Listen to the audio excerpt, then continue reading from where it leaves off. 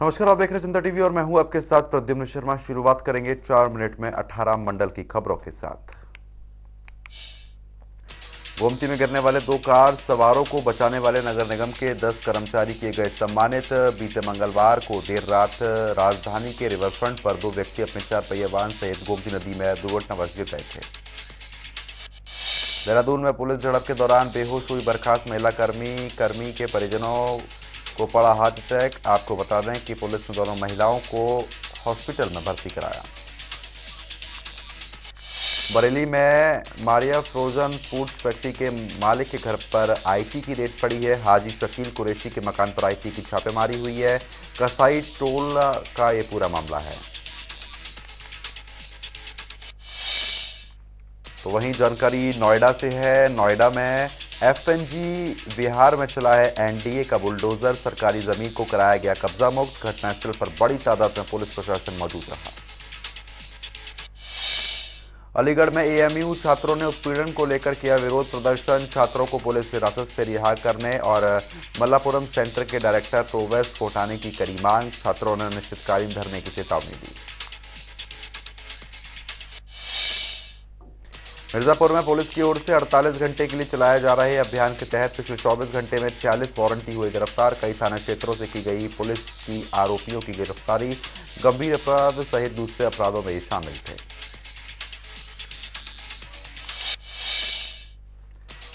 तो आपको बता दें कि 24 घंटों में 46 वारंटी फिलहाल गिरफ्तार कर लिए गए हैं। साथ ही साथ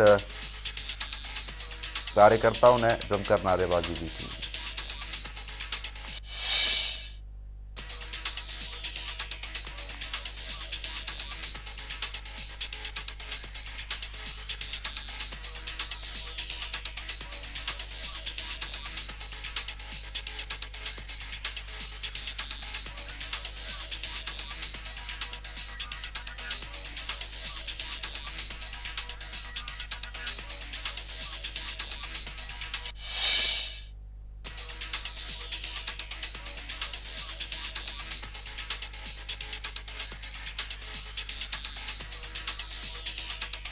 उन्नाव के रुस्तम सोलिटर हाउस में आयकर विभाग की छापेमारी हुई है। छापेमारी से इलाके में हड़कंप मच गया। मौके पर सीआरपीएफ का जत्था मौजूद रहा। तो वहीं अलीगढ़ के टप्पल विकासखंड में किसानों ने धरना दिया है। आपको बता दें कि प्राधिकरण की कार्रवाई रोके जाने पर और मुकदमा को वापस कराने पर किसान अड़े हुए हैं, जिसके बाद ये प्रदर्शन लगातार जारी रहा है। हमीरपुर के पहाड़ी बीर इलाके में पेंसिल का कटर खाने से मासूम की मौत हो गई है। स्कूल का कार्य कर रही थी 6 वर्षीय मासूम की मौत से परिजनों में कोहराम मच गया। आगरा के न्यू राधानगर में घर में संदिग्ध परिस्थितियों में मिला युवती का शव। घटनास्थल पर पहुंची पुलिस की टीम। पोस्टमार्टम के लिए शव को फिलहाल भेज दिया गया है। रामपुर की शाहबाद पुलिस ने डकैती करने वाले डकैतों को गिरफ्तार किया है। आरोपियों से तमंचे के बल पर परिवार को बंधक बनाकर डकैती की घटना को अंजाम दिया था। आरोपियों के खिलाफ कार्रवाई में फिलहाल पुलिस प्रशासन जुटा हुआ है। हमीरपुर के जरिया में खाद्य समिति पर खाद्य वितरण के दौरान किसानों और पुलिस के बीच जमकर मारपीट हुई है। सरीला चौकी इंचार्ज गौरव चौबे के सिर में गंभीर चोटें आई है। गंभीर स्थिति में चौकी इंचार्ज को अस्पताल में भर्ती कराया। उत्तरकाशी के सीमांत विकासखंड बतवाड़ी में प्रमुख की अध्यक्षता में आयोजित हुई है पंचायत की बैठक में जनप्रतिनिधि मौजूद रहे।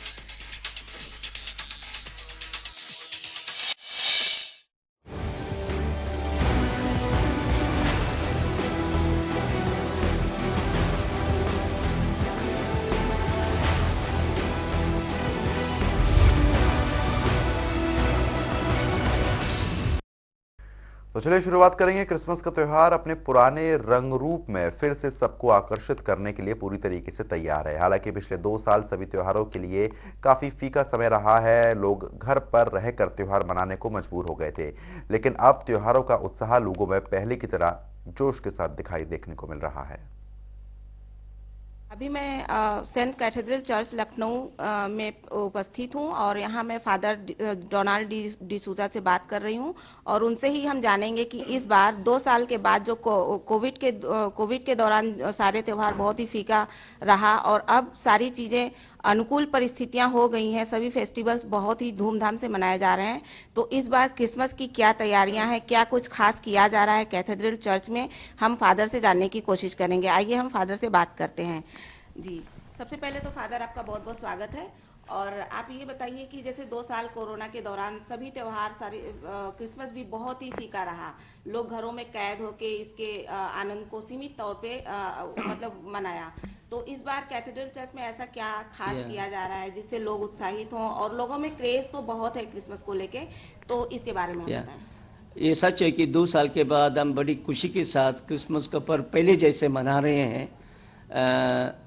2 साल में लोग उतना खुशी से नहीं मना सके, सिर्फ आवश्यक चीज़ों को मनाया हमने। ऐसा क्रिसमस तो हमारे क्रिश्चियन समुदाय के लिए एक महान पर्व है। क्रिसमस में प्रभु यीशु क्रिस्त का जन्म दिवस मनाते हैं। और भारत में खैर हम अल्पसंख्यक हैं, 3% हैं शायद, फिर भी पूरे देश में क्रिसमस एक तरह से मनाया जाता है। जैसे हम दीपावली और होली को पूरा देश मनाते हैं, ऐसे क्रिसमस आजकल एक राष्ट्रीय पर्व बन गया है। पूरे संसार में भी क्रिसमस मनाया जाता है। इसका मूल अर्थ है कि प्रभु यीशु का जन्म दिवस। 2000 साल पहले प्रभु यीशु क्रिस्त बेथलेहम नगर में पैदा हुए थे, और जिस दिन वो पैदा हुए थे उस दिन फरिश्तों ने गाना गाया, स्वर्ग में सर्वोच्च ईश्वर की महिमा और संसार में, दुनिया में सबों को शांति मिले। प्रभु यीशु को हम मुक्तिदाता के रूप में बुलाते हैं, मानते हैं, और शांति के दूत, शांति के राजा के नाम में पुकारते हैं। क्रिसमस एक शांति का पर्व है, एक खुशी का पर्व है। जैसे बाहरी रूप से हम झांकियाँ हैं, क्रिसमस हमारे कॉम्पाउंड में झांकियाँ लगाते हैं, और क्रिसमस स्टार्स और डेकोरेशंस, लाइटिंग सब होते हैं। और विशेषकर 25 दिसंबर को सुबह 10:30 बजे से शाम रात 9:30 बजे तक कम से कम 80,000 से 1 लाख लोग आते हैं देखने के लिए। और शाम के वक्त हर आधा घंटे 45 मिनट एक लघु नाटक प्रदर्शित होता है इधर, ताकि लोग को और गहरे रूप से क्रिसमस की मैसेज मिले। फादर, मैं ये जानना चाह रही थी कि क्रिसमस का फेस्टिवल लगभग 1 वीक पहले शुरू हो जाता है, तो इसमें 24 दिसंबर को कुछ खास रिचुअल्स किए जाते हैं, आप उसके बारे में कुछ बताएं। क्रिसमस के 4 हफ्ते पहले हम एक आगमन काल मनाते हैं। आगमन का अर्थ है प्रभु यीशु आ रहे हैं, विशेष रूप से आ रहे हैं, उसका जन्मोत्सव हम मना रहे हैं। और ये 4 हफ्तों में तैयारी, आध्यात्मिक तैयारी होती है। और क्रिसमस का मूल पूजा पाठ होता है 24 रात को 10:30 बजे। हम क्रिसमस कैरल्स के साथ, क्रिसमस गानों के साथ शुरू करते हैं। करीब 11 बजे पूजा पाठ होता है, वो 12 बजे तक जाता है, यानी क्रिसमस के दिन। और रात की मिस्सा, पवित्र मिस्सा कहते हैं पूजा पाठ को। पवित्र मिस्सा के बाद लोग जो भी आते हैं, 400-500 लोग चर्च में आते हैं, हमारे चर्च के मेंबर्स एक दूसरे को खुशी में मेरी क्रिसमस, हैप्पी क्रिसमस कहते हैं। और 25 तारीख को जो क्रिसमस का एग्जैक्ट दिन है, उस दिन सुबह जो रात को नहीं आ पाए, जो रात में पुनः वो सुबह और 1 घंटे का पूजा पाठ होता है, प्रवचन होता है, उपदेश होता है, और पवित्र मिस्सा मनाया जाता है। इसमें भाग लेते हैं। उसके बाद एक क्रिसमस का काल है, और एक महीना पूरे जनवरी में क्रिसमस की खुशी मनाते, सेलिब्रेशन होता है। और 1 तारीख को नए वर्ष में हम पुनः चर्च में आके ईश्वर को धन्यवाद देते हैं पुराने साल के लिए, और आने वाले साल के लिए उनके आशीष और कृपा मांगते हैं। इसमें Santa Claus and Christmas tree का भी एक बहुत बड़ा अहम रोल है। हालांकि ये पहले एसोसिएट नहीं था, ऐसा मैंने सुना है। तो इसका एसोसिएशन क्रिसमस के साथ कब और कैसे हुआ? ये कैसे सांता क्लॉज एक नेसेसरी पार्ट, मैंडेटरी हो गया क्रिसमस? विदाउट सांता क्लॉज हम क्रिसमस को कल्पना भी नहीं कर सकते। तो आप सांता क्लॉज के बारे में कुछ बताइए। बच्चों के लिए क्रिसमस का अर्थ है सांता क्लॉज आएंगे और इनाम लेके आएंगे। एक उसकी ओरिजिनल ये है, एक पहले 250 सालों में ये सांता क्लॉज नहीं था, परंतु एक संत था, उसका नाम संत निकोलस था।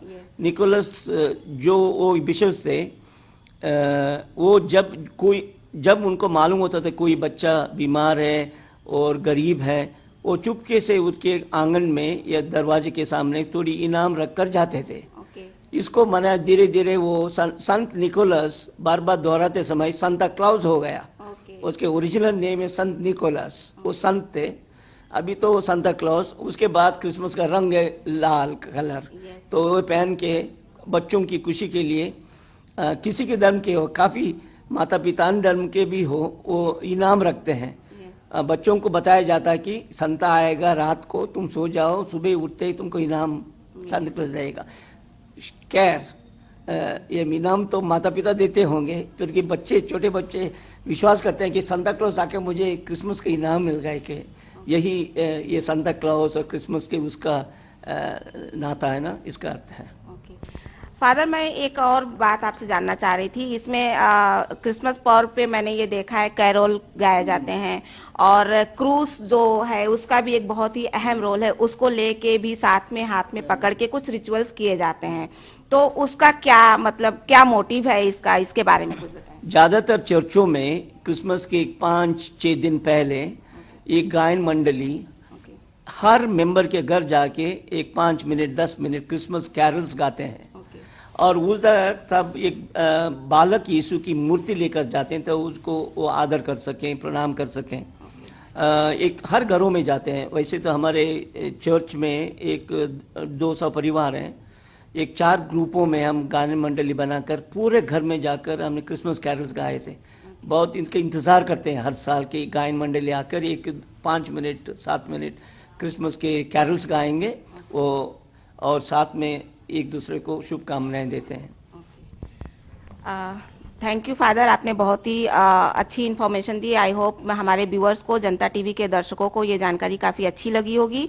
और इसके साथ ही मैं फादर को धन्यवाद बोलूंगी। और फादर, लास्ट में आप any message on Christmas for public? खुशी का पर्व, इसलिए सब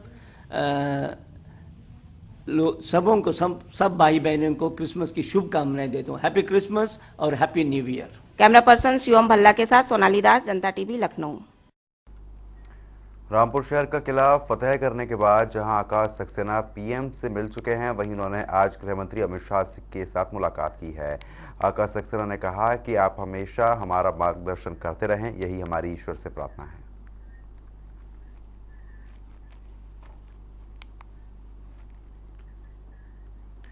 डिप्टी सीएम ब्रजेश पाठक से मुलाकात पर सुभासपा अध्यक्ष ओपी राजभर का बयान आया है। आपको बता दें कि ओपी राजभर ने कहा कि ब्रजेश पाठक की पार्टी अलग है और हमारी पार्टी अलग है।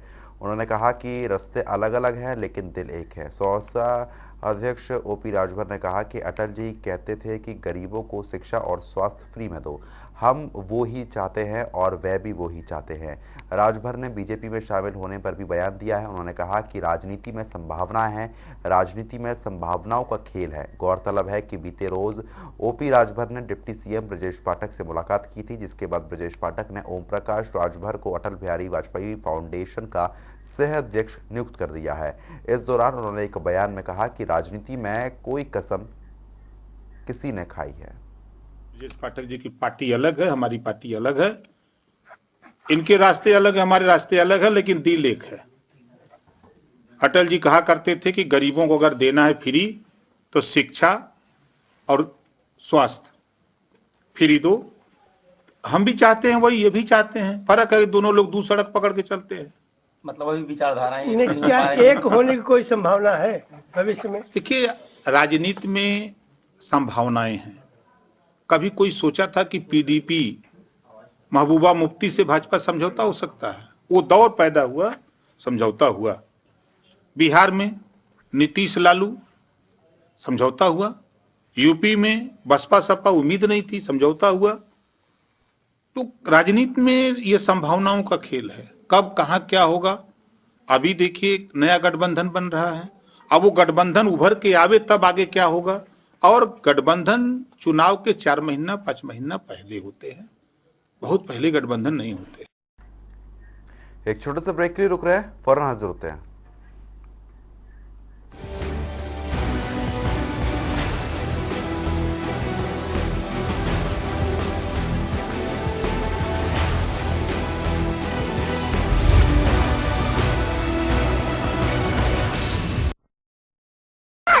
एक सूटकेस में 4 सूटकेस का सामान क्यों भरना? स्मार्ट लगेज फेस्टिवल है ना, जहां ब्रांडेड लगेज पर है फ्लैट 70% ऑफ 31 दिसंबर तक। जल्दी कीजिए। आपके मोबाइल पर हरी भूमि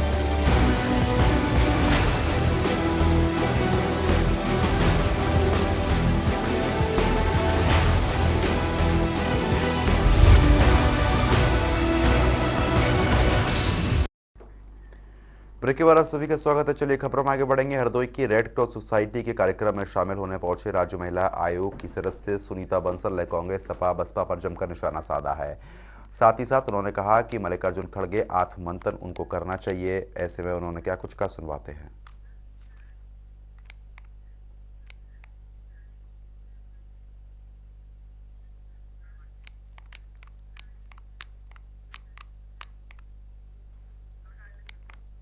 तो फिलहाल आपको बता दें, उनके द्वारा कहा गया है कि फिलहाल अब कांग्रेस अस्तित्व में नहीं है, आत्ममंथन करें कांग्रेस का नेतृत्व। तो मल्लिकार्जुन खड़गे को लेकर भी उनके द्वारा बयान दिया गया है।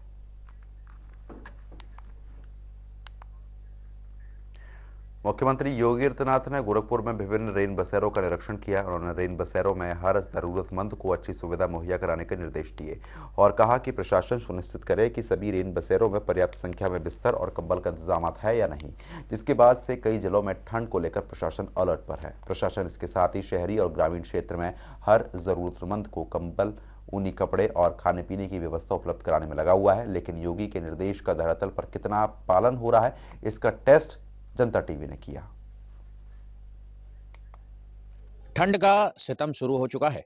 ऐसे में रैन बसेरों में किस तरह की प्रशासन ने व्यवस्थाएं उपलब्ध करा रखी हैं। हालांकि जिला प्रशासन दावे तो बहुत करता है कि रैन बसेरे में जो व्यवस्थाएं हैं वो चुस्त हैं, दुरुस्त हैं, लेकिन हकीकत क्या है ये जानने के लिए आज हम काकादो स्थित नगर निगम के द्वारा संचालित एक रैन बसेरे में पहुंचे हैं और अब इसके अंदर चलेंगे और जानेंगे कि इस रैन बसेरे में किस तरह की व्यवस्थाएं नगर निगम ने उपलब्ध करा रखी हैं। तो आइए चलते हैं और देखते हैं कि इसके अंदर किस तरह की व्यवस्थाएं हैं और लोगों को रैन बसेरे में जो रह रहे हैं उनको किस तरह की व्यवस्थाएं उपलब्ध कराई जा रही हैं।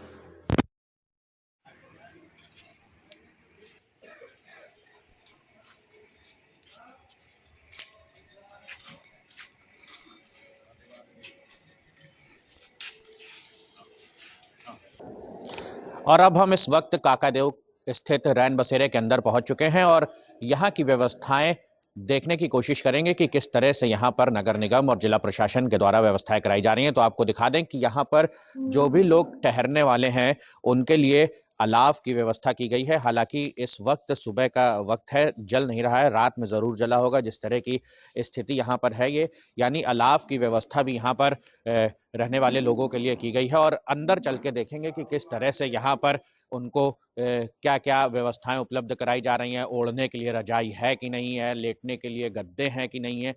तो अब इसके अंदर चलते हैं और देखते हैं कि क्या है स्थिति।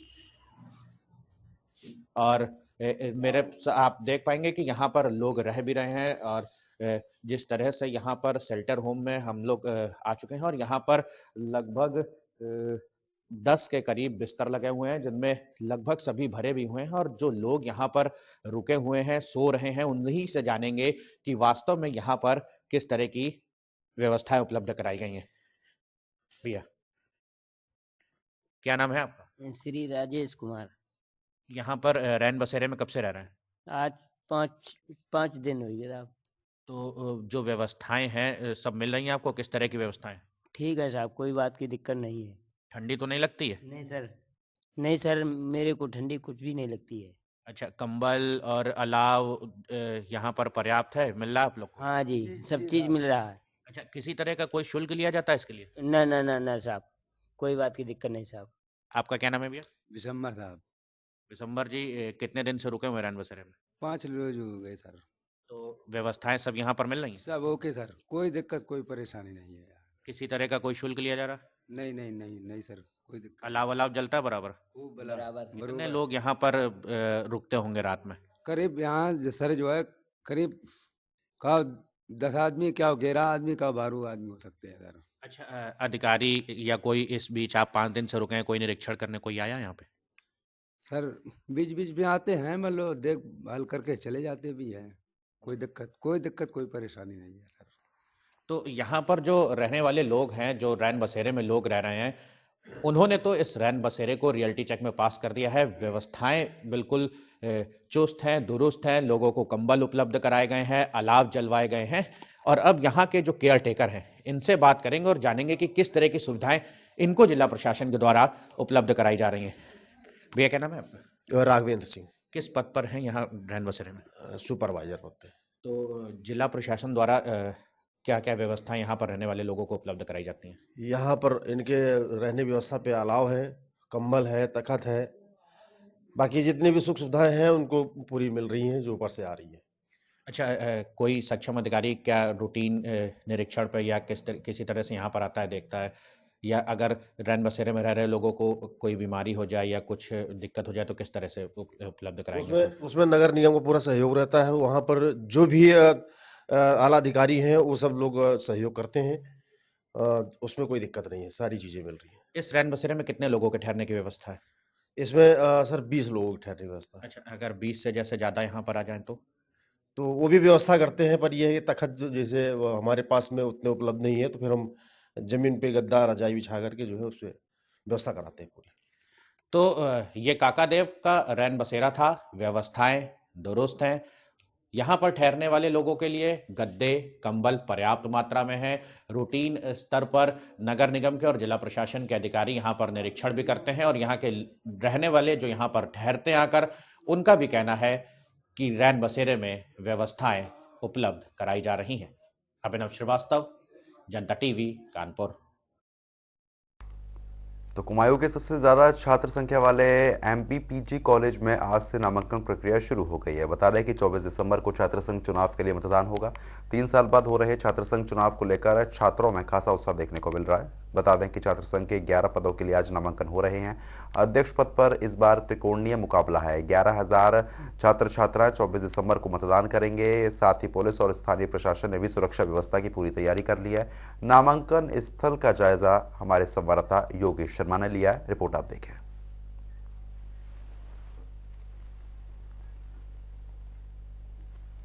आज नामांकन की प्रक्रिया पूरी हो जाएगी शाम 3 बजे तक। उसके बाद कल नामांकन पत्रों की जांच और जो वैध प्रत्याशी हैं उनकी सूची भी कल हम 4 बजे जारी कर देंगे।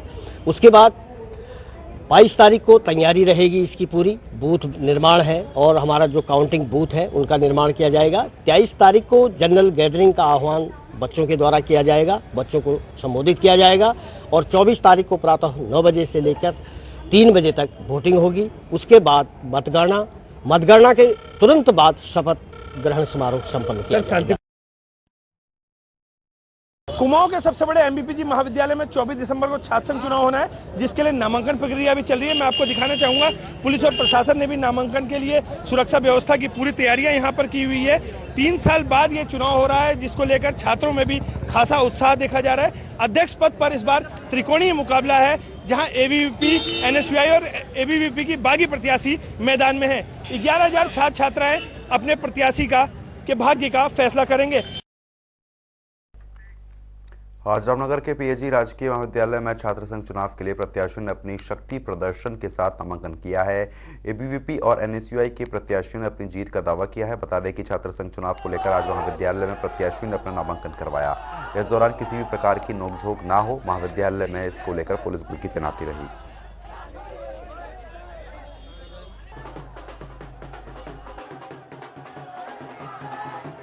बस मैं ये चाहता हूँ कि हमारे महाविद्यालय में एक शिक्षा का माहौल बने। मैं शिक्षा के माहौल के लिए लड़ रहा हूँ, ना ही राजनेता या नेतागिरी के लिए लड़ रहा हूँ। जब तक वोटिंग नहीं होती तब तक वो डिसाइड नहीं कर सकते जीते या हारे।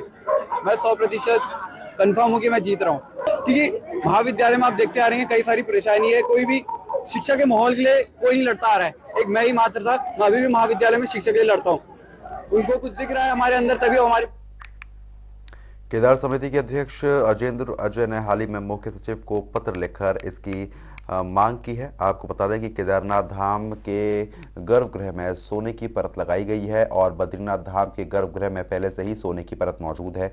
उसी की सुरक्षा के मद्देनजर दोनों धामों में आईटीबीटी के जवान तैनात कर दिए गए हैं। केदारनाथ धाम में मास्टर प्लान के तहत अभी भी काम चल रहा है और वहां लगातार मजदूरों की आवाजाही रहती है।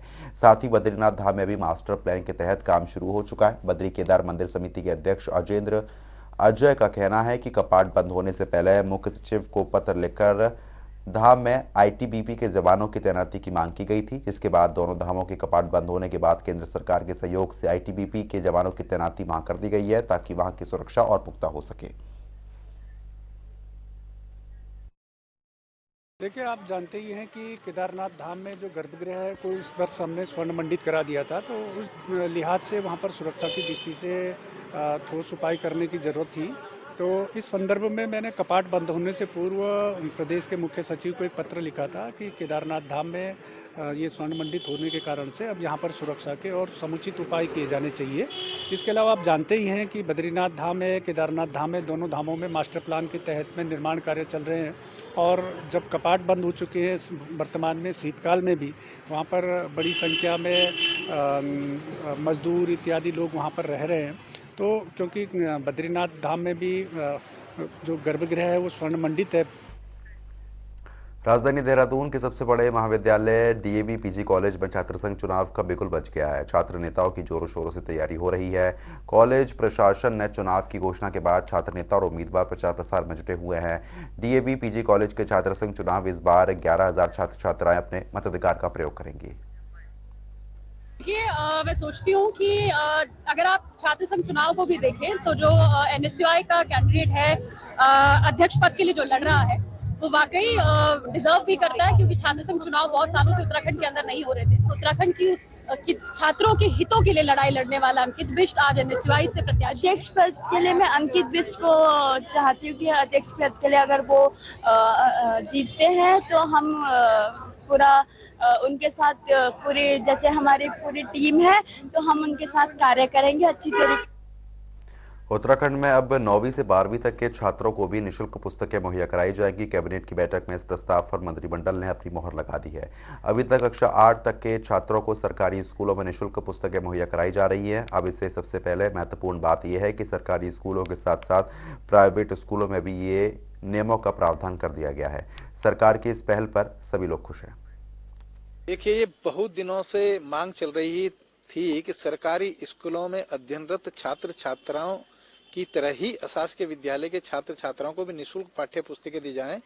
तो कल माननीय मुख्यमंत्री जी द्वारा जो एक कैबिनेट में प्रस्ताव लाया गया है, हम माननीय मुख्यमंत्री जी का उत्तराखंड सरकार का हार्दिक अभिनंदन करते। तो फिलहाल अभी के लिए सिर्फ इतना ही, लेकिन खबरों का सिलसिला लगातार जारी है। बने रहिए हमारे साथ। नमस्कार।